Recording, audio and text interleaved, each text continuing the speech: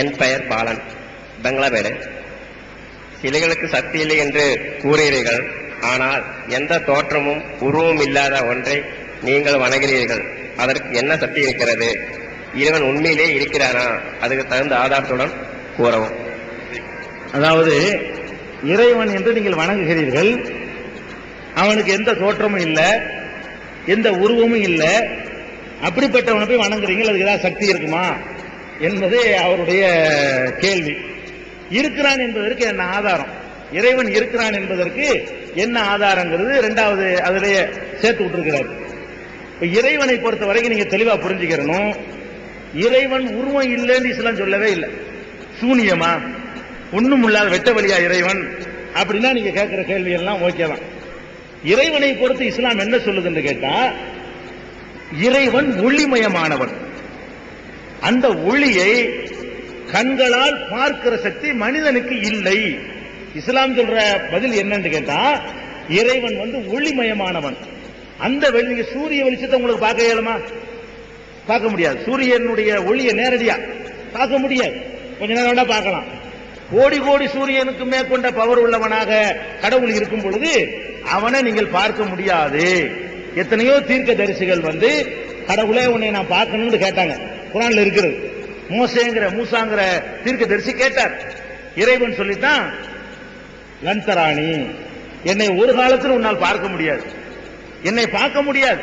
வேண்டாம், ஒன்று செய்யறேன் பாரு, என்னுடைய ஒளியை வெளிச்சத்தை அந்த மலையின் மீது நான் பாய்ச்சுகிறேன். அந்த மலை அந்த இடத்துல இருந்து விடுமானால் நீ என்னை பார்க்கலாம். இறைவன் தன்னுடைய ஒளியை பாய்ச்சணும்னா மலை சிதறி விட்டதுன்னு குர்ஆன்ல சொல்லப்பட்டிருக்கிறது. அப்ப இறை தூதர்களாலேயே இறைவனை காண முடியல. அப்ப காண முடியாத ஒரு பவர்ஃபுல்லான ஒளிமயமானவன் தான் இறைவனை தவிர ஒண்ணுமில்லாத சூனியம் என்று இறைவனை பற்றி சொல்லல. அதே நேரத்தில் மறுமையில் இறைவனை எல்லாரும் காண்போம் அப்படின்னு இஸ்லாம் சொல்லுது.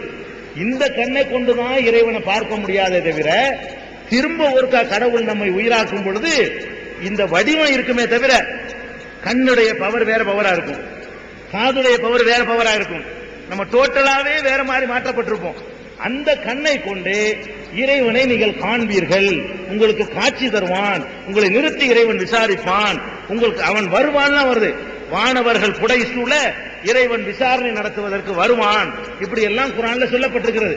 அப்ப உருவமற்ற இறைவன் சொன்ன உடனேதான் அவரு கேள்வி சந்தேகம் வந்தது. ஒண்ணும் இல்லாட்டி என்ன செய்ய முடியும்? அதுக்கு எப்படி சக்தி இருக்கு?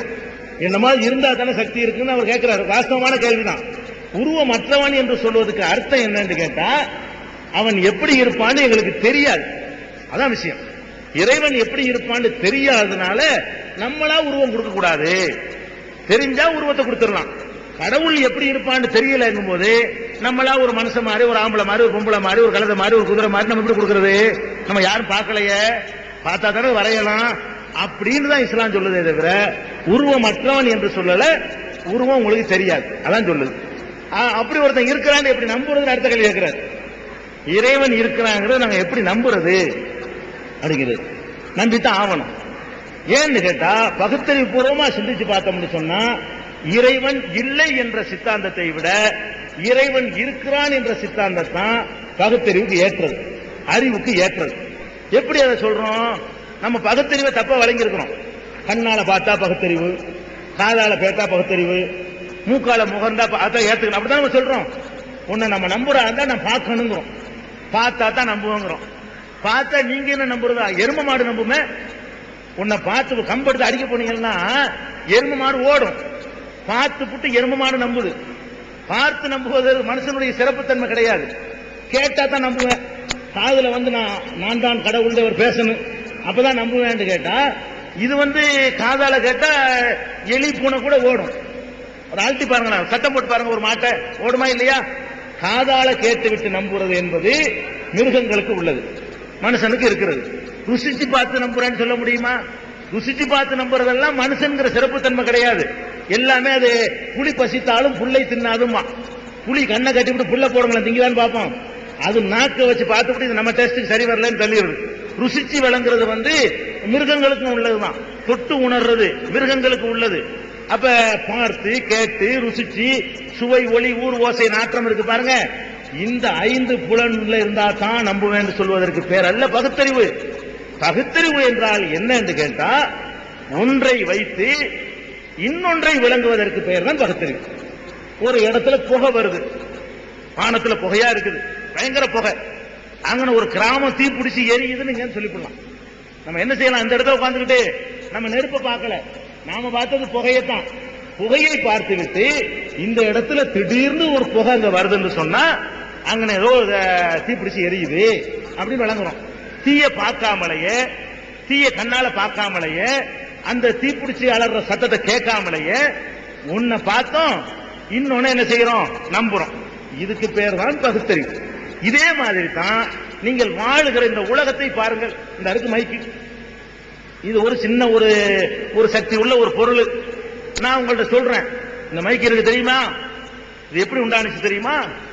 திடீர்னு இப்படி ஒரு உண்டை தன்னால ஏற்பட்டுச்சு, திடீர்னு நீளமா போச்சு, திடீர்னு இந்த வளையா உண்டானுச்சு, திடீர்னு ஒரு வயிறு வந்து நுழைஞ்சிச்சு, திடீர்னு சத்தம் வந்துச்சுன்னா லூசும்பீங்க.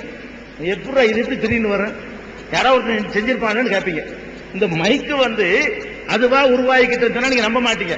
இந்த நான் நின்று பேசுகிற இந்த போடியம் இருக்கிறது, ஒரு மரம் வந்தது, திடீர்னு கீழே விழுந்தது, பலகை அறுத்தது, தன்னால அப்படி ஒட்டியது, தன்னால பெயிண்ட் எடுத்துக் கொண்டதுன்னா கிற்குமான லூசுன்றுவான் மரம்.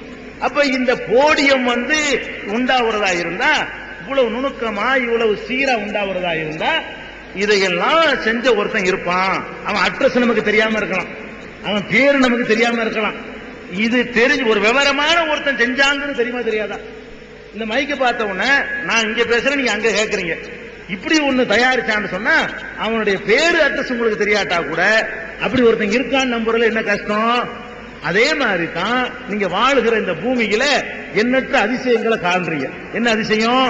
நீங்கள் வாழுகிற இந்த மண்ணு உருண்டையா உருட்டி வைக்கப்பட்டு இப்படி அந்த இடத்துல நிக்குது.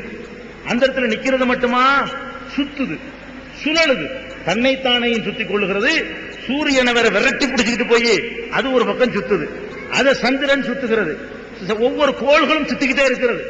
எப்படி சுத்துதுன்னு கேட்டா, கண்ணா பின்னாண்டு சுத்தல, அப்படி சிஸ்டமேட்டிக் துல்லியமான ஒரு விவரத்தின் அடிப்படையில் சுத்துற காட்சியை நீங்க பாக்குறீங்க. எப்படி பாக்குறீங்க? இத்தனாம் தேதி கோயம்புத்தூர்ல சூரிய கிரகணம் தெரியும்ங்கிறான். கரெக்டா தெரியுது. எப்படி சொன்னா, அந்த சூரியன் கிரகணம் ஏற்படுவது என்பது கணிக்கிற அளவில் அது இருக்குது. இந்த வேகத்துல இந்த போய்கிட்டு இருக்குமே, ஆனால் இந்த ஊர்ல இந்த டைரக்ஷன்ல இந்த நேரத்துல சூரிய கிரகணம் தெரியும் அப்படிங்கிறான். இத்தனை 70 வருஷம் 60 வருஷத்துக்கு ஒருக்கா தோன்றக்கூடிய வால் நட்சத்திரத்தை இங்க உட்கார்ந்து சொல்றான். இந்த வருஷம் வால் நட்சத்திரம் வரும், இன்னொரு 80 வருஷம் கழிச்சு தான் இது வரும் அப்படிங்கிறான். சமீபத்தில் கூட நீங்க பாத்தீங்க, புதன்கிற கிரகம் வந்து பூமியை கிராஸ் பண்ணி போகுது. பூமியை கிராஸ் பண்ணி போறத வந்து கண்ணால பார்த்தோம், நம்ம எல்லாம் பார்த்தோம். நீங்க எல்லாம் டிவியில பார்த்திருப்பீங்க. சென்னையில் இருக்கக்கூடிய மக்கள் நேரடியாகவே பிர்லா கோளரங்கத்தில் போய் நேரடியாகவே அந்த காட்சியை வந்து கண்டு கழிச்சாங்க. அப்ப அந்த புதன்கிற அந்த கிரகம் இத்தனை மணியிலிருந்து இத்தனை மணிக்குள்ள சென்னையில கடந்து செல்வதை நீங்கள் பார்க்கலாம்னு சொல்வதா இருந்தா அதுக்கு என்ன அர்த்தம்? அதுக்குன்னு ஒரு வேகம் இருக்கிறது, அந்த வேகத்தின்படி வந்துகிட்டே இருக்குது. அதனால இந்த நேரத்தை கரெக்டா கடந்துருது. 6:30 மணிக்கு சூரியன் மறைவுங்கிறான், மறைஞ்சிருது.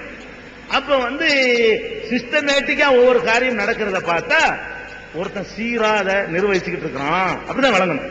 ஒருத்தன் இருந்து கொண்டு ஒவ்வொன்றுக்கும் ஒரு குறிப்பிட்ட வேகத்தை கொடுத்து அதன்படி இயக்கி கொண்டிருக்கிறான். ஒரு சூப்பர் பவர் இருந்தால்தான் இதெல்லாம் சாத்தியமாகும். பூமிக்கு இருக்கிற சக்தி இருக்குது, சந்திரனுக்கு இருக்கிற சக்தி இருக்குது, சூரியனுக்கு இருக்கிற சக்தி இருக்குது.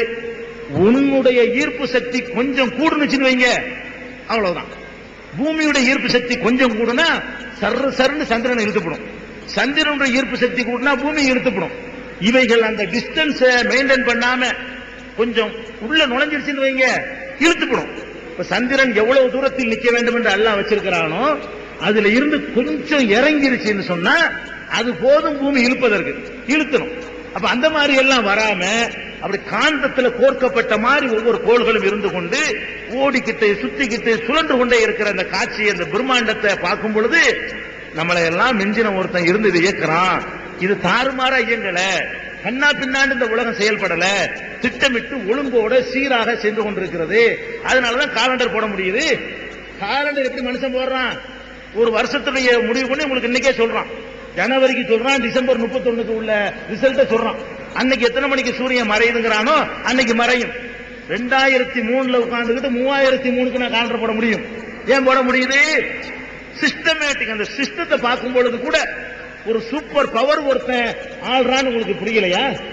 அதுவா தோன்றுச்சுங்கிறீங்களா? அதுவாவே அந்த வேகத்தை தீர்மானித்துக் கொண்டது, பூமி அதுவா உண்டானது, அதுவாவே சுத்தினது, அதுவா வேகத்தை தீர்மானித்துக் கொண்டது, சந்திரன் அதுவாக தீர்மானித்துக் கொண்டது. அதுக்கு அந்த சக்தி இருக்குன்னு நினைக்கிறதை விட ஒரு சூப்பர் பவருக்கு அந்த சக்தி இருக்குன்னு நினைச்சிட்டு போங்களேன். அதனால அதுதான் அறிவுக்கு ஏற்றமானது. அப்படி நிறைய சமாச்சாரங்கள் இந்த உலகத்துல கண்ணுக்கு முன்னாடி பாக்குறவங்க இப்படி பிரமிச்சு நிக்கிறோம். ஒரு சின்ன உதாரணம் சொல்றதா இருந்தா, உலகத்துல வலிமையான உயிரினை எது? வலிமையான உயிரினை எது? புலி. புலி இருக்கு, டைகர். சிங்கம் சொல்லுவாங்க, தப்பது. புலிதான் உலகத்திலேயே வலிமை. ராஜா எது? புலிதான். புலி கிட்ட எதுவுமே நிக்க முடியாது. அவ்வளவு வலிமையான புலி உலகத்துல மொத்தம் எத்தனை இருக்குன்னு இப்ப எண்ணி சொல்லிவிட்டான். 3 டிஜிட்டுக்குள்ளதான் அடங்குது. விளங்குதா? அதை தாண்டி உலகத்துல புலி எண்ணிக்கை இல்லை. ஆனா இந்த புலிதான் அழிக்க முடியாத சக்தி, கிட்ட நெருங்க முடியாது, எந்த உயிரினும் வேட்டையாட முடியாது. அவ்வளவு பாதுகாப்பு, அவ்வளவு வசதி இருந்தும் கூட அது எண்ணிக்கை 100க்குள்ளதான் இருக்குது. ஆனா அறுத்தறுத்து ஒரு நாளைக்கு லட்சக்கணக்கில் திங்கிறாங்க ஆட்டை. அது எண்ணிக்கை தாறுமாறா இருக்கு. நம்ம இல்ல. எது ரொம்ப அழிக்கிறதோ, எது ரொம்ப கொல்லப்படுகிறதோ, எதுக்கு பாதுகாப்பு இல்லையோ, எது அதிகமாக லட்சக்கணக்கில் மனிதனால் உட்கொள்ளப்படுகிறதோ அந்த உயிரினத்தை பாத்தீங்கன்னு சொன்னா கோடி கோடியா இருக்கு உலகத்தில். ஆடை பாத்தீங்கன்னா திண்டு அழிக்கணும், அழிய மாட்டேங்குது. ஒருத்தன் தொட மாட்டேங்கிறான், புளிய காணா. ஒருத்தன் இருந்து டெக்னிக் பண்றன்னு விளங்கல. இதெல்லாம் நம்ம அறிவு தோத்து போயிடுது. அதிகம் புலிதான உலகத்தில் அதிகமா இருக்கணும். எல்லாத்தையும் அழிச்சு அழிச்சு அழிச்சு அழிச்சு காலி பண்ணிவிட்டு அதுலங்க நிக்கணும். அதன் புலிய காப்பாத்து, புலிய கொள்றது நாட்டில் தடை. இந்த நாட்டில் இந்தியாவில் பயங்கர குற்றம். ஏன்?